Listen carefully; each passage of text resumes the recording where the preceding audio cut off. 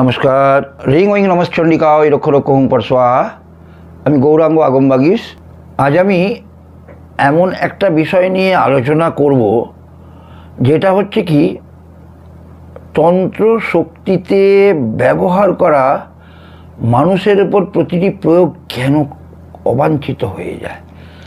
সবথেকে বড় জিনিস যেটা চিন্তা করার আছে যে তন্ত্র যে করছে, মনে করুন আমি তন্ত্রের কাজ করছি, আমি কখনোই দেখছি না যে আমার সময়ের পজিশনটা কি আছে, প্ল্যানেটারি পজিশন, গ্রহগত দিক থেকে আমি কতটা পিছিয়ে রয়েছি। সেই জায়গায় আমাকে চন্দ্রকে কতটা অবস্ট্রাকশন করছে, আর সেক্ষেত্রে আমি কতটা ব্যাকওয়ার্ড হয়ে গেছি, যার ফলে যে কাজটা করার পরেও আমি সেটাকে আপনাদের কাছে গিয়ে উপস্থাপন করতে পারছি না, অথচ কাজ করছি, কর্ম করছি।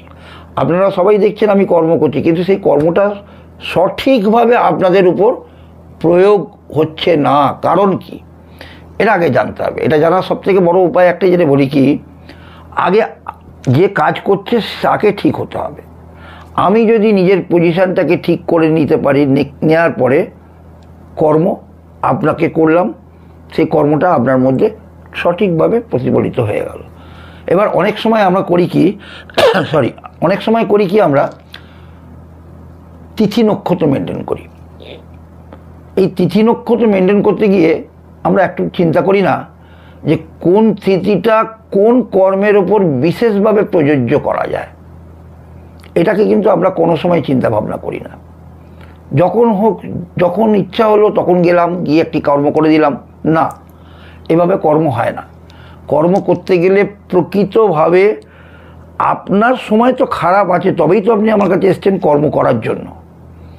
কিন্তু আমি যে কর্মটা করব, সেই কর্মটা করতে গেলে আমাকে পার্টিকুলার কিছু তিথি নক্ষত্র মেনটেন করে কাজটা করতে হবে। যদি না করি, আমি হাজার চেষ্টা করলেও কিন্তু সেই প্রয়োগ আপনার লাগবে না, নাম্বার ওয়ান। নাম্বার টু, দেখা যায় ক্ষণ, যেটাকে বলা হয় ক্ষণ, একটা ক্ষণ মানে সময়ের বেড়াজালে আপনি আটকে আছেন, সময়ের বেড়াজালে আমিও আটকে আছি। এই সময়ের বেড়াজাল যতক্ষণ না আমাকে ছেড়ে যাচ্ছে আর যতক্ষণ না আপনাকে ছেড়ে যাচ্ছে, এই দুটো ক্ষণ কিন্তু তখন এক হচ্ছে না। যার জন্য প্রকৃত অর্থে যখন আমি কর্ম করছি, সেই কর্মটা কিন্তু আপনার উপর প্রতিফলিত করতে পারছি না। অনেক সময় দেখবেন আমরা কাজ করে দিলাম, বললাম জানো আপনার কাজ হয়ে যাবে,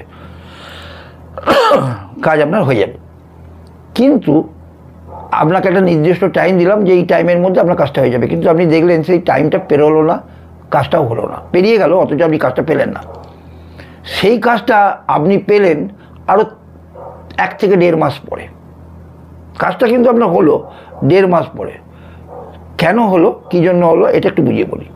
সেটা হচ্ছে কি না, আমি যখন কাজটি করলাম, কাজটি কিন্তু আপনার ওপর প্রয়োগে গিয়ে আপনার থমকে দাঁড়িয়ে গেল। এইবার আমার সময়টা ফিরে গেছে, আমি তখন পজিটিভ মাইন্ডেড হয়ে গেছি, কিন্তু আপনি তো ততক্ষণ পজিটিভ মাইন্ডেড হতে পারেননি, আপনার সময় তখনও নেগেটিভ চলছে। এই যখন আপনার সময়টা পজিটিভ মাইন্ডে ফিরে আসবে, সেই সময় কিন্তু আপনার ওপর এই প্রয়োগটা গিয়ে আপনাকে অ্যাটাক করবে। অ্যাটাক করা মানে কি, পজিটিভ অ্যাটাক। এই পজিটিভ অ্যাটাক যেই আপনাকে করলো, সঙ্গে সঙ্গে কিন্তু আপনি আপনার কাজটা পজিটিভ রেজাল্ট পেয়ে গেলেন।